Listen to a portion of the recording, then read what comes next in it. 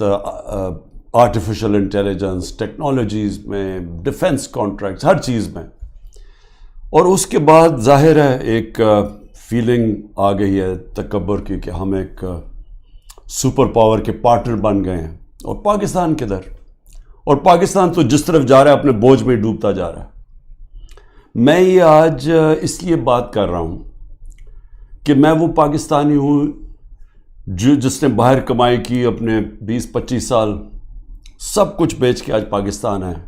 کوئی میرا پیسہ ملک سے باہر نہیں پڑا، سارا پیسہ میرے نام پہ ہے. جو بھی ہے کوئی چیز چھپائی نہیں ہے، کوئی بے نامی نہیں ہے. میرا جینا مرنا پاکستان میں. اور مجھے افسوس یہ ہے کہ آج وہ لوگ اوپر بیٹھ گئے ہیں اور بٹھائے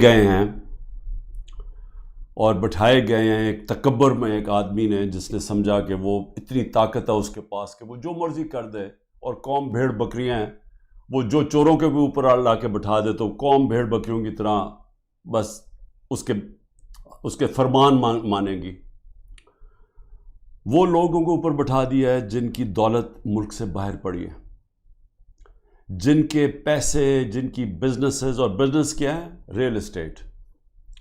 یعنی یہاں سے پیسہ دیا، وہاں سے زمین، گھر بار، ریل اسٹیٹ خرید لی اور بس یہ بزنس ہے، اس کی رینٹ کے اوپر رہے. یہ ان کی بزنسز ہیں. اور یہاں کا سارا پیسہ چوری ہر 30 سال سے چوری کر رہے ہیں. حدیبہ پیپر مل میں جب پہلی چیز سامنے آئی تھی، جب اسحاق ڈار نے خود کہا کہ میں منی لانڈرنگ کرتا ہوں، 164 کا بیان لکھوایا کہ میں ان کے پیسے باہر بھیجتا ہوں، اور پھر جو پیسہ ادھر چاہیے ہو وہ پھر ریمیٹنسز دکھا کے یہاں بلایا جاتا ہے فیک اکاؤنٹ سے. اور وہاں کوئی قاضی فیملی تھی جس کے اوپر BBC کی بھی ڈاکیومنٹ بنی ہے، اخباروں میں بھی آیا. تو یہ 30 سال سے یہاں پیسہ باہر بھجوا رہے ہیں، اور یہ آج محب وطن پاکستانی ہیں. اور عمران خان اور اس کے سارے لوگ ہمیں غدار ثابت کرنے کی کوشش کی جا رہی ہے. لیکن میں یہ آج اس لیے کہہ رہا ہوں کہ ہماری طرح کے لوگوں، جن کا تو جینا مرنا یہاں ہے، جن کے اوپر جتنے مرضی آپ کرپشن کیس کر دیں اور دہشت گردی کے اور قتل کے، میں نے تو یہاں رہ کے ان کا مقابلہ کرنا ہے. وہ لوگ جو ہر باری باہر بھاگ جاتے تھے، جب موقع ملتا تھا پاور سے باہر ہاتھ جوڑ کے تو باہر بھاگ جاتے تھے، اور پھر ڈیل NRO کر کے واپس آ جاتے تھے. تو وہ لوگ آج اس ملک کے فیصلے کر رہے ہیں اور اوپر بیٹھے ہوئے ہیں، اور اسٹیبلشمنٹ ان کے ساتھ کھڑی ہوئی ہے. اور پھر اسٹیبلشمنٹ حیران ہوتی ہے کہ کیوں سوشل میڈیا پہ ہمارے پر یہ تنقید آ رہی ہے، اور جو تنقید کرتا ہے وہ غدار ہے. کہ یہ نہیں سمجھ آ رہی کہ کیا لوگ بیوقوف ہیں؟ لوگ 30 سال سے ان کو لوگوں کو نہیں دیکھ رہے. اب یہ سوچیں کہ یہ پھر سارے باہر چلے گئے ہیں، ملک سے باہر ان کی میٹنگز ہوتی ہیں، عیدیں باہر ہوتی ہیں، بچے باہر ہیں، علاج ان کا باہر ہے، اور یہ ہے محب وطن پاکستانی. تو مجھے تکلیف اس لیے ہے کہ بحیثیت پاکستانی مجھے بڑی تکلیف ہوئی کہ ان کی جوائنٹ سٹیٹمنٹ آئی امریکہ کی اور ہندوستان کی، کہ پاکستان کا بس اب صرف ایک رہ گیا ہے کہ دہشت گرد ہے. بس یہ ہمیں وہاں لا کے کھڑا کر دیا ہے کہ وہ جو کشمیر میں ہو رہا ہے، یہ کشمیر میں یہ نہیں کوئی بیچارے وہ 100 سال سے اپنی آزادی چاہ رہے ہیں، ان کی جد و جہد ہے آزادی کی، وہ ایک فریڈم سٹرگل ہے. وہ اس کو ایسے نہیں کہہ رہے ہیں. یہ جی پاکستان وہاں دہشت گردی کروا رہا ہے، کراس بارڈر ٹیررزم، وہاں سٹیٹمنٹ دے دیا انہوں نے. پھر وہی جو گروپس ہیں کہ پاکستان میں وہ فلانا لشکر ہے اور یہ ہے وہ ہے، تو پاکستان کو تو وہاں کھڑا کر دیا، اور پھر کہا کہ آپ یہ ختم کریں، حکم دیا ہمیں کہ آپ ختم کریں. اور میں آپ کو یقین دلاتا ہوں کہ اس حکومت سے کوئی سٹیٹمنٹ نہیں آئے گی اس کے خلاف. کبھی پرائم منسٹر کے منہ سے کچھ نہیں نکلے گا، کبھی وہ جو باہر بیٹھا ہوا ہے لنڈن میں سزائے یافتہ، وہ کبھی بولے گا نہیں، زرداری کبھی نہیں بولے گا، کیونکہ ان کے اربوں ڈالر ملک سے باہر پڑے ہیں، اربوں روپیہ ان کا باہر پڑا ہے، اور ان کو سب کو پتہ ہے ان کا پیسہ باہر پڑا ہے. جب آپ کا وہ جب بھی چاہیں ان کے قانون ہیں، وہ سارے ان کی ایجنسیز پتہ چلوا لیتی ہیں کہ کس کا کیا پیسہ پڑا ہے. اور یہ جب جواب نہیں دیتے اور یہ سمجھتے ہیں کہ ہم جناب ان کے جب جوتے وغیرہ پالش کریں گے تو وہ ہمارے سے بڑے اچھے ہو جائیں گے. اور بلاول بھٹو کی پتہ نہیں کتنے اس نے اربوں روپیہ خرچ کیا اپنے دوروں کے، ہر دوسرے دن امریکہ گیا ہوتا تھا. انہوں نے بھی بڑی خدمت کی ہے. سب وہاں ان کو خوش آمد کرنے میں آگے تھے. تو یہ نتیجہ ملا ہے کہ آج وہ جن کی 14 مہینے سے یہ خدمت کر رہے ہیں انہوں نے ان کے اوپر ایک ایسی سٹیٹمنٹ دی ہے کہ پاکستان کی حیثیت بتا دی ہے. ہندوستان ہے اگلا، آپ نے ہندوستان کے اگر اسی طرح ان کے چیلے بن کے رہنا تو ٹھیک ہے، نہیں تو آپ کی کوئی حیثیت نہیں ہے. اصل میں اس کا یہ مفہوم نکلا ہے. مجھے کیوں تکلیف ہے اس کی؟ کیونکہ میں سمجھتا ہوں کہ یہ ہمارا جو ملک تھا یہ جس تیزی سے اوپر جا رہا تھا، آپ 60 کی دہائی میں ذرا دیکھیں پاکستان کیسے تیزی سے اوپر جا رہا تھا. ہم جب اسٹوڈنٹس تھے پاکستان میں، اسکول میں پڑھتے تھے، تو ایک کانفیڈنس تھا. میں جب 70 کی دہائی میں کرکٹ کھیلنے گیا ہندوستان، تو وہ ہمیں اور طرح دیکھتے تھے، ان کو پاکستان کمپلیکس تھا، ہم ہر طرح آگے تھے ان سے. پاکستان کی مثال دی جاتی تھی 60 کی دہائی میں کہ ڈیولپمنٹ ماڈل دیکھیں پاکستان کا کتنی تیزی سے ترقی کر رہا ہے. ہمارے اوپر بلکہ ایک کتاب بھی کسی نے لکھی تھی کہ ایشین میریکل، کہ یہ وہ جو ملک ہے جو سب سے تیزی سے ایشیا کا کیلیفورنیا بننے جا رہا ہے. میرے ساتھ ملیشیا کے شہزادے پڑھتے تھے آ کے ہمارے ساتھ ایجوکیشن میں، یا سارے مڈل ایسٹ سے پاکستان کی یونیورسٹیز میں اسٹوڈنٹس پڑھنے آتے تھے. پاکستان کے اندر ایک ہوپ تھی، کانفیڈنس تھا. 70 کی دہائی میں جیسا میں ہندوستان گئے تو وہاں میں اور طرح دیکھتے تھے. 80 کی دہائی میں بھی ہم جب میچ کھیلنے جاتے تھے تو جب واپس آتے تھے پاکستان تو لگتا تھا کہ غریب ملک سے امیر ملک میں آ گئے ہیں. میں 80 کی دہائی کی بات کروں، یہ زیادہ دیر کی بات نہیں ہے. جب سے یہ دو خاندان آئے ہیں 90 کی دہائی سے ہم پیچھے رہنا شروع ہوئے. یہ پیسہ بنانا شروع ہو گئے، ملک پیچھے جانا شروع ہو گیا. اور پہلے ہندوستان ہمارے سے آگے نکلا 90 کی دہائی میں، اور اس کے بعد بنگلہ دیش آگے نکل گیا. جس بنگلہ دیش کو ہم کہتے تھے ایسٹ پاکستان، بوجھ ہے ہمارے اوپر، ہم امیر ہیں، وہ غریب ملک ہیں، وہاں سائیکلون آتا ہے تو ہمارے اوپر ہمیں ان کے پیسے دینے پڑتے ہیں. یہ میں اپنے کانوں سے باتیں سنی ہوئی ہیں. بنگلہ دیش بھی آگے نکل گیا. اور آج یہ حالات ہیں پاکستان کے کہ مجھے افسوس سے کہنا پڑتا ہے کہ ہر دنیا کے جو نیچے وہ ملک جو ایک وقت پہ پاکستان کو دیکھا کرتے تھے ماڈل آف ڈیولپمنٹ، ہم سب سے نیچے اب جا رہے ہیں تیزی سے. اور سب سے جو افسوسناک بات مجھے کیا لگتی ہے، مجھے یہ آگے جو خوف آ رہا ہے کہ اگر ہم نے ابھی اپنا راستہ نہ بدلا اور جس راستے پہ یہ لے کے جا رہے ہیں، یہ جو فیشسٹ رجیم اوپر بیٹھی ہوئی ہے، جس تیزی سے ہمیں اس طرف لے کے جا رہے ہیں، آگے بالکل ہی امید ختم ہونے والی ہے اور یہ بربادی کی طرف ملک جا رہا ہے. میں آپ کو قرآن کی آیت بتا دوں کہ اللہ نے قرآن میں کہتا ہے کہ میری زمین پہ نکل کے دیکھو کتنی قومیں میں نے تباہ کی جو میرے حکم پہ نہیں چلے. اب میرے پاکستانیوں، یہ میں بار بار آپ کے سامنے بات کہہ بیٹھا ہوں، لیکن میرا کام ہے ایک وہ آدمی جو پاکستان کے ساتھ بڑا ہوا ہے، جس کا جینا مرنا اس ملک میں ہے، یہ میں آپ کو بار بار یہ بات بتاتا جاؤں گا کہ ہم اس وقت بالکل تباہی کی طرف جا رہے ہیں. جب میں نے ڈائلاگ کا بھی بات کی کہ جی اسٹیبلشمنٹ آرمی چیف سے ڈائلاگ کرو، وہ مجھے کوئی فکر نہیں ہے کہ میرے عمران خان کو کسی کی ضرورت ہے، یا میں کسی کے کوئی خوف زدہ ہوں، یا میں یہ سمجھتا ہوں کہ بڑا پریشر ہے تو میں اس لیے ڈائلاگ کروں. مجھے پاکستان کی فکر ہے کہ میں یہ پوچھنا چاہتا ہوں سب سے پہلے کہ اتنی جو ہم نے کہا، جس آرمی چیف نے جب مجھے ہٹایا، اس نے کہا جی پاکستان کو آئسولیٹ کر دیا تھا، اکیلا چھوڑ دیا تھا. مجھے یہ بتائیں کہ جب ڈونلڈ ٹرمپ نے ایسی سٹیٹمنٹ دی تھی، پریزیڈنٹ نے، میں جب پرائم منسٹر تھا، اس نے کہا پاکستان دہشت گردی میں شامل. میری ابھی بھی ٹویٹ پڑھ لیں، میں نے اس کو جواب دیا. میں نے کہا پہلے آگاہ کرو کہ پاکستان نے کہ کس طرح کی دہشت گردی کی جنگ لڑی ہے، ہم نے کیسی قربانی دی. اسی ڈونلڈ ٹرمپ نے مجھے امریکہ دعوت دی، اور جو میرے ساتھ تھے، جس طرح کا پروٹوکول مجھے دیا، ذرا بتائیں کبھی کسی پاکستانی پرائم منسٹر کو ملا ہے؟ اس نے عزت بھی دی، اس کے سامنے میں نے کشمیر کی بات کی، اس نے کہا کہ میں کوشش کروں گا کشمیر کا مسئلہ حل کرنے کے لیے. ان کی جرت نہیں ہے نام لینے کے لیے کشمیر کا. اس کے بعد اس نے سارے میرے اور میرے ڈیلیگیشن کو سارے وائٹ ہاؤس کا خود دورہ کروایا, ٹور کروایا, عزت دی. میں یہ کیوں کہہ رہا ہوں؟ کیونکہ میں مغربی ذہن کو سمجھتا ہوں. آپ اگر ان کے نیچے ان کے سمجھتے ہیں کہ ان کے جوتے پالش کرنے سے وہ آپ کی بڑی کوئی رسپیکٹ کریں گے, وہ آپ کو حقارت سے دیکھتے ہیں. وہ سمجھتے ہیں جو اپنے ملک کے مفادات کے لیے کھڑا ہوتا ہے وہ اس کی عزت کرتے ہیں. میں یہ کہہ کے تھک گیا ہوں کہ مغربی مائنڈ یہ چیزیں سمجھتا ہے. میں جب کہتا تھا کہ وار آن ٹیرر ہمیں امریکہ کی جنگ میں نہیں پڑنا چاہیے, تو ان سب کو پتا تھا جب میں امریکہ گیا ہوں کہ میں نے ان کی جنگ کی مخالفت کی تھی کہ ہمیں نہیں شرکت کرنی چاہیے, کیونکہ ان کو پتا تھا میں پاکستان کا سوچ رہا ہوں.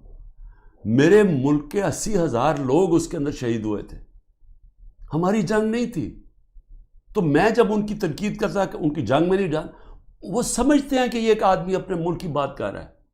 میں نے جب ان کو کہا افغانستان کے اندر کوئی ملٹری سلوشن نہیں ہے, تو ان کے سینیٹر لنزی گرام, یہاں تکڑا سینیٹر ریپبلکنز کا, اس نے پاکستان آ کے بیان دیا کہ عمران خان ٹھیک کہہ رہا تھا, کہ وہ اس چیز کی رسپیکٹ کرتے ہیں. یہ جو جا کے جناب فورن منسٹر بلاول بھٹو ہر دوسرے دن پہنچ کے اچھی اچھی انگریزی بولتا ہے, اس سے وہ متاثر نہیں ہوتے. اور اسی لیے یہ جو فورن پالیسی بنا دی ہے کہ جی ہم ساری دنیا کو ہم ساری دنیا کے ساتھ اچھے اچھے باتیں کریں, ان کو آم کے ٹوکرے بھجوا دیں, اور ہم جا کے ان کے ساتھ بڑی اچھی طرح ان کے ہاتھ پکڑ کے بات کریں, ایسی یہ باتیں نہیں چلتی. آج آئسولیشن ہے پاکستان کی, اس کو آئسولیشن کہتے ہیں. کہ وہ ملک جنہوں نے روس سے تیل نہیں خریدا, ہم نے ڈیل کر لی تھی ان سے, یہ آگے بات تو بڑھاتے. ہماری تو صدر پوٹن نے اپنا انرجی منسٹر بھجوایا تھا میری میٹنگ کے بعد, حماد سے ملاقات ہوئی, میں نے اس کو سمجھایا کہ ہماری یہ سپر سائیکل کی وجہ سے کرونا کے بعد تیل کی قیمتیں اوپر اور یوکرین کی وجہ سے اوپر چلی گئی ہیں. ہمارے ملک میں, میرے بھی اور غریب ملکوں میں مشکلیں پڑی ہوئی ہیں.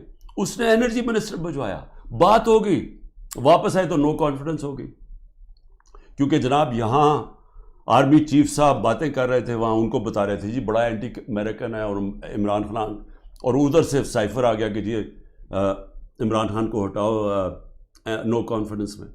بات بیچ میں آ گئی. تو ان کو تو موقع مل رہا تھا. ہندوستان جب سستا تیل 40% کم قیمت پہ تیل منگوا رہا تھا, تو انہوں نے کیوں نہیں آگے بات بڑھائی؟ کیونکہ یہ غلام ہیں اور غلاموں کی کوئی عزت نہیں کرتا دنیا میں. اور آج جو فورن پالیسی ہماری جدھر کھڑی ہے, یہ اب آپ کے سامنے دیکھ لیں کہ ہم کدھر ہیں. تو اللہ کا حکم ہے کہ قومیں تباہ ہو جاتی ہیں جب وہ میرے حکم پہ نہیں چلتی, اور وہ میری زمین پہ عدل اور انصاف قائم کرو. یہ سارے اللہ کے پیغمبر جو تھے وہ ایک ہی چیز کہہ رہے تھے, ان کی صرف مشن ایک تھی کہ عدل اور انصاف کی. فرعون کے سامنے جب حضرت موسیٰ تھے, وہ اپنے لوگوں کو انصاف دلوانا چاہتے تھے, وہ غلام تھے لوگ, کیونکہ جب انصاف نہیں ہوتا لوگ غلام بن جاتے ہیں.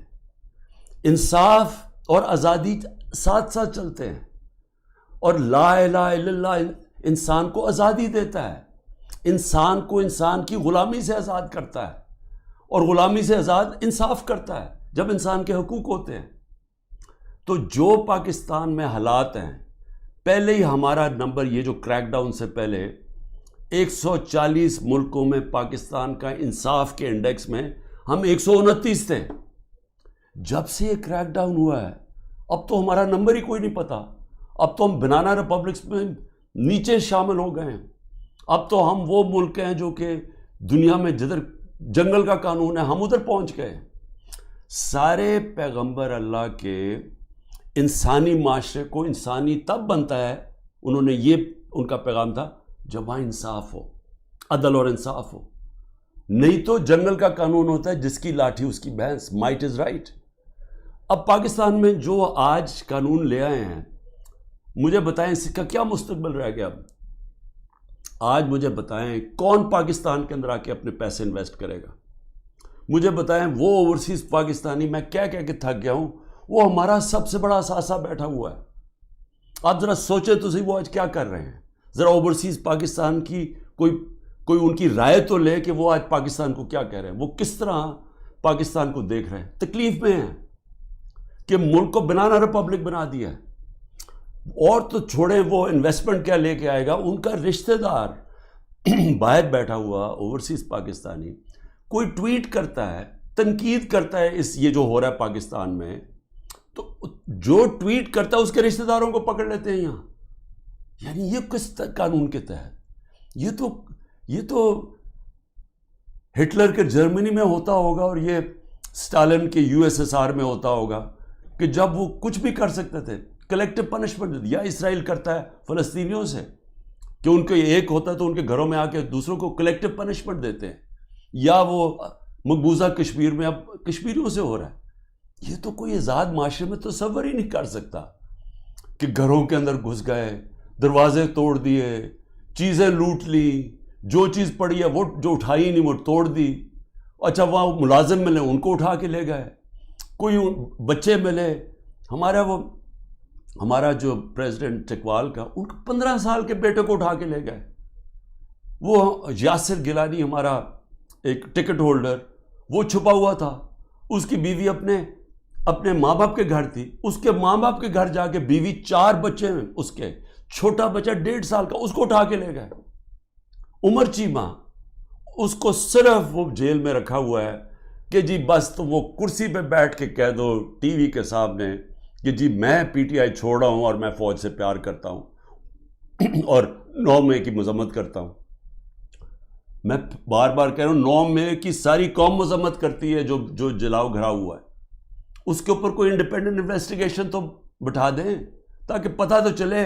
میں ثابت کروں گا, میں یہ دعویٰ کہتا ہوں, میں ثابت کروں گا کہ لوگ چھوڑے ہوئے تھے اندر جنہوں نے یہ جلاؤ گھراؤ کیا ہے. میں ثابت کروں گا, یہ ہمارے پاس اب پروف آ چکا ہے. عدالت کے اندر میں اپنی عدلیہ سے کہہ رہا ہوں, ہم نے لاہور ہائی کورٹ میں بھی یہ کیا ہوا ہے, وہ ڈسمس ہو گئی ہے, سپریم کورٹ میں رٹ پڑی ہوئی ہے. خدا کے واسطے انڈیپینڈنٹ انکوائری کرے. یہ ون سائیڈڈ ٹی ویوں کے اوپر کنٹرول میڈیا اس کے اوپر چل رہا ہے جی, یہ دیکھیں جی انہوں نے کیا کر دیا, ملک کے غدار ہیں جی, ملک. خدا کا واسطے اس ملک کو بچائیں. یہ جو لوگ 10,000 لوگ جیلوں میں ڈالے ہوئے ہیں, یہ پولیٹیکل ورکرز ہیں, اور ان سے جو ہو رہا ہے جیلوں کے اندر یہ ساری دنیا دیکھ رہی ہے, سارے بیرون ملک پاکستانی دیکھ رہے ہیں, اور وہ انہوں نے بچانا ہے اس ملک کو. جس وقت ہم اس ملک میں رول آف لا لے آئے, ہم اس ملک میں اعتماد لے آئے اپنے انصاف کے نظام پہ, ان کو یہ اعتماد ہو گیا کہ میری انویسٹمنٹ بچ جائے گی, میں اگر ساری زندگی کی اپنی سرمایہ کاری جو پیسہ جمع کیا ہوا وہ یہاں پاکستان میں سرمایہ کاری کروں تو یہاں کا نظام ایسا ہے جیسے مغرب میں ہے, وہ مجھے تحفظ ملے گا. کمزور کو یہ فیلنگ ہو جائے کہ طاقتور سے اسے تحفظ ملے گا. یہ نہیں ہوگا پاکستان میں, جو طاقتور جو مرضی چاہے کرے اور کمزور بیچارہ بے حس ٹکرے کھاتا پھرے کچہریوں کی اور تھانوں کی. وہ کوئی پیسہ نہیں آنے لگا یہاں اس ملک میں, اور آئے گا ہی ملک تب, یہ بچے گا ہی تب جدھر آج پہنچ گیا ہے, جب ہمارا سب سے پہلے بیرون ملک پاکستانی انویسٹ کرے گا, سرمایہ کاری کرے گا, پھر باقی دنیا آئے گی. جس طرح چائنا اور ہندوستان میں ہوا تھا, انہوں نے جب اپنی اکانومیز کھولی تو پہلے ان کے اپنے لوگوں نے جو باہر بیٹھے ہوئے تھے انہوں نے انویسٹمنٹ کی. وہی ہے جو پاکستان کا اس دلدل سے نکالنے کا ہے. لیکن یہ جو نظام ہے یہ تو مزید اور ہمیں ادھر لے کے جا رہا ہے کہ جدھر نریندر مودی کہہ رہا ہے کہ جی اپنے بوجھ پہ گرنے لگا پاکستان. تو ابھی تک تو کوئی ہوش کریں ہم کہ ہم جا کدھر رہے ہیں. آپ کے پاس روڈ میپ بھی کسی کے پاس نہیں ہے. یہ چوروں کے پاس کیا روڈ میپ ہوگا؟ 30 سال سے تو چوری کر رہے ہیں. یہ دبئی بھاگ جانے انہوں نے, میں آپ کو لکھ کے دیتا ہوں کہ 90% میں سے ملک سے باہر بھاگ جائیں گے. میں الیکشن سے پہلے کہتا ہوں ان کو ECL کے اوپر ڈالو تاکہ ان کو یہاں رہنا پڑے, بعد میں ان کو سننا پڑے کہ انہوں نے جو کیا ہے. انہوں نے ان کے جو 1100 ارب روپے کے کرپشن کے کیس معاف کروائے ہیں انہوں نے. ایک طرف لوگ بھوکے مر رہے ہیں, یہاں فیکٹریاں بند ہو رہی ہیں, تاریخی مہنگائی ہے, 38% پہ مہنگائی ہے ملک کی تاریخی.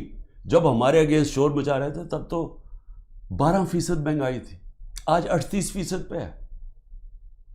تو ان سے کوئی سوال تو پوچھے گا تم نے کیا کیا ملک کا.